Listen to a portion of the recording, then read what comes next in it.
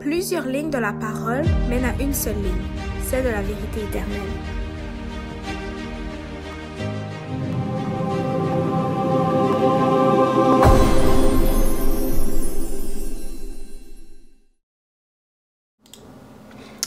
Donc, bonjour à tous et à chacun, encore une fois. Donc, on se retrouve encore une fois pour une nouvelle vidéo.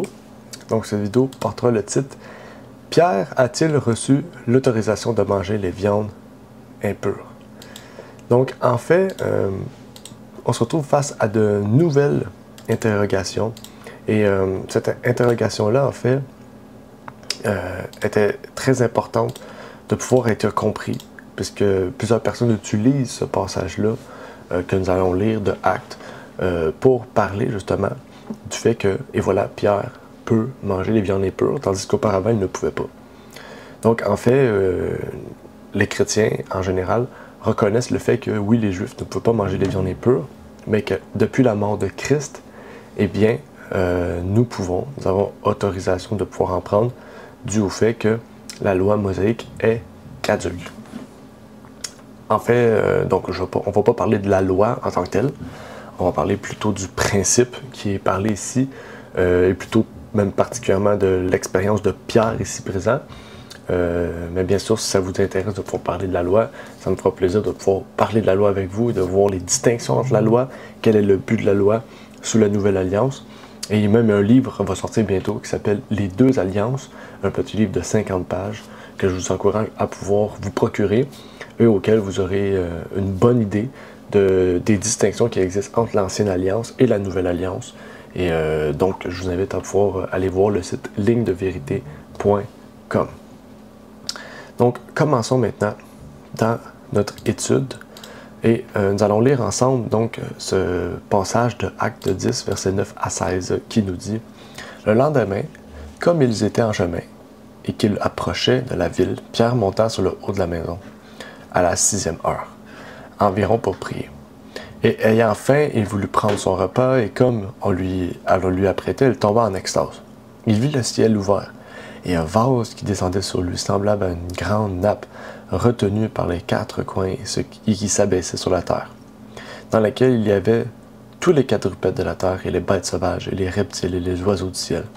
Et une autre voix lui dit, « Pierre, lève-toi, tu y manges. » Mais Pierre répondit, « Non, Seigneur, car je n'ai jamais rien mangé d'impur et de souillé. » La voix lui dit encore pour la seconde fois, « Ne regarde pas comme souillé ce que Dieu a purifié. » Et cela arriva par 3 fois, après quoi le vase fut retiré dans le ciel.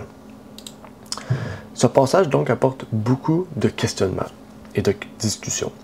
Et je comprends tout à fait, puisque ce vase-là, bien sûr, c'est une vision, et donc il y a quelque chose à comprendre de cette vision-là, de la même manière que Pierre devait comprendre le message que Dieu voulait lui partager. Et donc, il faut lire bien sûr le contexte et tout lire, etc. Donc, c'est pour ça que j'ai lu quand même 7 versets pour pouvoir vous permettre de voir le contexte. Et on va lire la suite. Mais avant ça, j'aimerais lire une citation de Albert Mohler, qui est le président du Southern Seminary. Donc, regardons ce qu'il dit. Voilà, il dit la chose suivante. Oups. Comme l'indique clairement le livre des Actes, les chrétiens ne sont pas obligés de suivre ce code de pureté. C'est ce qui ressort de la vision de Pierre dans Acte 10, verset 15. Il est dit à Pierre, ce que Dieu a purifié, ne l'appelez pas impur. En d'autres termes, il n'y a pas de code cachère pour les chrétiens. Les chrétiens ne sont pas concernés par le fait de manger des aliments cachers et d'éviter tous les autres. Cette partie de la loi n'est plus contraignante et les chrétiens peuvent manger des crevettes et du porc sans que leur conscience ne soit affectée. Donc déjà, un des problèmes ici qu'on peut soulever, bien sûr, c'est pas le fait qu'ils disent qu'on peut manger les choses impures. Bien sûr que c'est un problème, mais on va pas aller en ce sens-là. On va parler de la vision de Pierre. Qu'est-ce que la vision de Pierre voulait dire, sans pourtant parler des viandes impures ou impures, pures et impures. Mais ici, le plus grand problème, c'est qu'il dit que cette partie de la loi, donc ça veut dire que cet homme ne fait pas la distinction entre la loi morale, la loi des 10 commandements, et la loi qui est décrite par plus de 600 lois dans le livre de Lévitique, Deutéronome et Nombre. Donc ça, c'est un grand problème, déjà, qui est soulevé. Mais encore une fois, c'est pas le sujet du jour, donc on va rester dans le sujet du jour. Mais ici, c'est pour vous dire qu'il y a plusieurs chrétiens qui, en fait, parlent de la vision de Pierre et utilise cette vision comme promouvant en fait la destruction ou l'inhalation ou la mise à terre ou la conclusion du code de la loi, particulièrement sur les viandes pures et impures. Et donc, premièrement, allons étudier ce que la vision veut nous dire. Déjà, la première chose qu'il faut comprendre, c'est que le texte ne nous parle pas de choses véridiques. Il est impossible, et on le sait, dans la Bible, qu'est-ce qu'on peut dire, c'est que on doit comprendre une vision, ou même tout texte biblique, dans une idée littérale ou symbolique. Donc, si ce que nous voyons devant nous, ce que nous étudions, ce que nous lisons, ne peut être décrit et ne peut être possible face aux lois de la nature, eh bien, ce que nous étudions, ce que nous voyons, ne peut être littéral, mais symbolique. Et ici, c'est impossible qu'un vase sorte de la terre et qu'il y ait tous les quadrupèdes sur une nappe. Donc, on sait tout de suite que c'est symbolique. Donc, la vidéo pourrait être arrêtée tout à fait ici, parce qu'on sait tout de suite que c'est pas littéral, mais symbolique. Mais on va aller un peu plus loin parce que les réponses se trouvent à même le texte. Donc, on comprend tout de suite que c'est une vision. Ça dit « Paul tomba en extase ». C'est ce que le texte nous disait. On peut relire ici, dans Acte 10, verset 9 à 16. On dit au verset 10 « Il tomba en extase ». Donc, quand on tombe en extase, c'est qu'on tombe pas dans une transe, mais on tombe déjà, oui, dans un sens dans les pommes, c'est-à-dire qu'on tombe, on n'est plus concerné par les choses de la vie. Ça veut dire qu'on tombe dans un type de sommeil auquel notre esprit vise des choses externes à la vie. Donc ici, on voit que c'est Dieu qui donne une vision. Donc, c'est-à-dire que Pierre n'est plus présent sur la terre, dans le sens son corps est présent, son esprit est encore présent dans son corps, mais son esprit est tourné vers les choses que Dieu veut lui faire partager. Et c'est pour ça qu'il y a un contexte. Et il y a aussi l'impureté, on va en parler ici après, mais il y a un contexte pour comprendre les choses que Pierre dit. Et c'est intéressant parce que Pierre ici, dans toute sa vie, n'a jamais mangé rien d'impur. Ce qui veut dire que avant la mort de Christ ou même après la mort de Christ, on comprend que les premiers chrétiens, les apôtres, ne mangeaient pas de viande impure ou de toute chose impure. Okay? C'était une pratique courante. Il y en a qui vont dire oui, mais c'est après Pierre, donc ça ne veut pas dire que c'est bon, ça ne veut pas dire que c'est bien, je ne sais pas si vous comprenez. Donc, ils vont dire que oui, il y a eu des réformes au fur et à mesure. Non.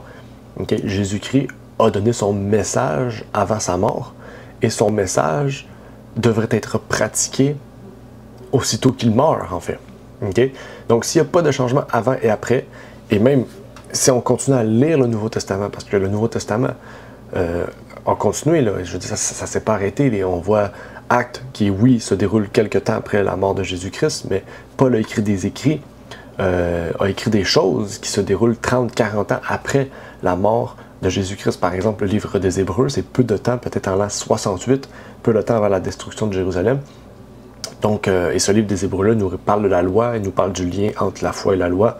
Donc, il y a beaucoup de choses qui ne marchent pas ensemble. Mais il y a un contexte. Okay? Il y a un contexte important. Et relisons ce que le Christ faisait. Et qu'est-ce que le Christ a dit dans Jean 4, verset 31-34, qu'il dit « Cependant, ses disciples priant lui disaient « Maître, mange ». Mais il leur dit « J'ai à manger une nourriture que vous ne connaissez pas. » Les disciples se disaient donc l'un à l'autre « Quelqu'un lui aurait-il apporté à manger ?» Jésus leur dit « Ma nourriture est de faire la volonté de celui qui m'a envoyé et d'accomplir son œuvre. » Ici, c'est pour vous donner l'idée que la nourriture n'est pas toujours dans un sens littéral. Des fois, on parle d'un sens spirituel. Ici, Jésus ne parlait pas de viande impure ou ne parlait pas de viande pure. Mais ici, il parle du fait, en fait, que Jésus-Christ, son travail, était d'aller chercher les brebis égarées. Donc, il était d'aller chercher les non-juifs pour les amener à la bergerie. Donc, c'est ça, en fait, qu'il voulait montrer. Et Acte 10, verset 28, un peu plus loin dans le texte, nous révèle ces choses au sujet de Pierre. On peut lire ici, « Vous savez qu'il est défendu à un juif de se lier avec un étranger ou d'aller chez lui. Mais Dieu m'a appris à ne dire aucun homme souillé ou impur. » Donc, déjà, on relit le texte qui est cité en haut. On vient de lire que Dieu lui dit « Mange les choses qui sont à cette table. » Pierre lui dit « Non, je ne peux pas manger ces choses-là, ce sont des choses impures. » Et après ça, Dieu lui dit « Ne vois pas ce qui est impur, ce que j'ai déclaré pur. » Et au verset 28, Pierre révèle la compréhension qu'il a pu voir que Dieu lui a donné par vision. Qu'est-ce que Dieu lui a montré et qu'est-ce que Pierre a compris? On a vu ce que Dieu a montré à Pierre et maintenant on comprend ce que Pierre a compris de cette vision. On nous dit, mais Dieu m'a appris à ne dire aucun homme souillé ou impur. Donc ça veut dire qu'il continue encore de pratiquer son régime, on pourrait dire, qui exclut les viandes impures, mais dans sa tête, il avait encore l'idée juive, comme il a vu plus haut, comme il a dit plus haut, qu'on parle de Corneille. Corneille lui a dit, tu ne peux pas venir chez moi, les Juifs ne peuvent pas aller chez les étrangers, aller chez les gens qui sont non-juifs. Puis là, Pierre a dit, non, inquiète pas, Dieu m'a donné une vision. Puis cette vision m'a révélé qu'il n'y a pas d'homme pur et d'homme impur. Il n'y a plus de juifs ni de gentils, juifs ni de grecs. OK? Donc la nourriture que les disciples ne connaissaient pas était maintenant accessible par les propos de Pierre. Ce que Jésus disait plus tôt en lien avec la nourriture, il l'a révélé à Pierre sous une forme de vision pour que Pierre comprenne en fait que ce que vous avez reçu comme message, vous devez le partager non seulement aux Juifs, mais aussi aux gentils. Intéressant. Et donc, si on reprend le texte du monsieur de tout à l'heure, OK? Albert Mohler, président du Southern Seminary. Donc, Albert Mohler, c'est dans un Southern Seminary, c'est-à-dire que c'est dans un endroit où on enseigne la théologie. S'il enseigne ça à l'école, à son école, à la Southern Seminary, en fait, il commet la grave erreur. Parce que la réponse se trouve dans le texte. Pierre est catégorique. Il dit, Dieu m'a révélé que je ne dois plus voir les hommes comme purs ou impurs. Il n'y a rien de littéral ici. C'est quelque chose de symbolique pour une leçon littérale. Et c'est ce que Dieu a révélé à Pierre. Et si nous le comprenons autrement, en fait, nous prenons la Bible et nous la faisons de notre propre opinion et notre propre théorie. Et là, qu'est-ce qu'on fait? On fait l'œuvre de Satan. Parce que Dieu est clair ici. Et c'est pas juste Dieu, en fait, c'est Luc aussi. Luc a écrit ces choses-là parce que Pierre lui a partagé ces choses-là.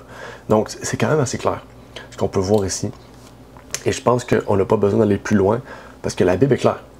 La Bible nous révèle que nous devons, en fait, partager la parole de Dieu à tout homme, à toute humanité, à toute l'humanité. Il n'y a pas de distinction entre le juif et le grec, le juif et le gentil. Donc j'espère que ce passage de la parole et le texte, et surtout la question a pu être répondue, qui était « Pierre a-t-il reçu l'autorisation de manger les viandes impures? » Eh bien la réponse était non. Et donc, je vous souhaite une très belle journée, que Dieu vous bénisse, et j'espère que nous pourrons donc continuer cette série de vidéos qui s'appelle Réponses bibliques au travers de d'autres questions que vous avez. N'hésitez pas à les poser dans les commentaires pour que nous puissions ensemble continuer à partager la vérité et surtout à utiliser la parole de Dieu comme notre seule source d'étude, notre seule source de vérité et d'intérêt. Que Dieu vous bénisse.